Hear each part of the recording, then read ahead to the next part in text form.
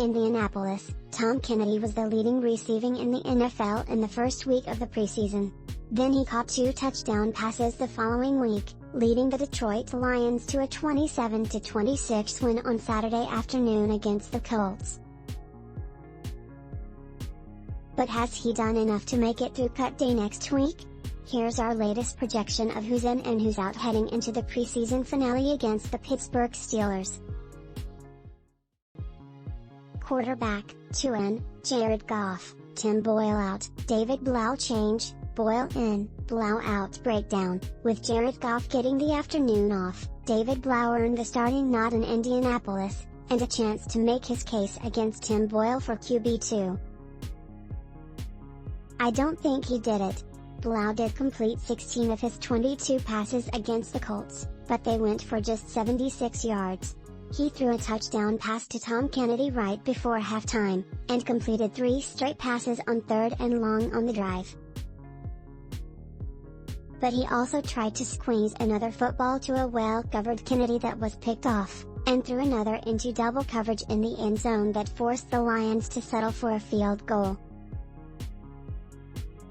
For a guy who also lost a game-deciding fumble in the preseason opener, it's just hard to say Blough did enough in this game to convince coaches to change their mind at QB2. And make no mistake, the coaches have always seemed to prefer Boyle. It's just tough to see the thinking change now.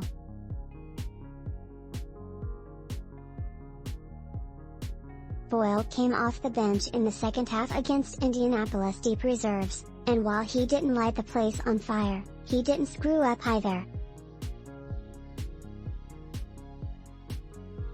On 4 possessions, he led touchdown drives of 61 and 90 yards while completing 12 of 15 passes for 99 yards.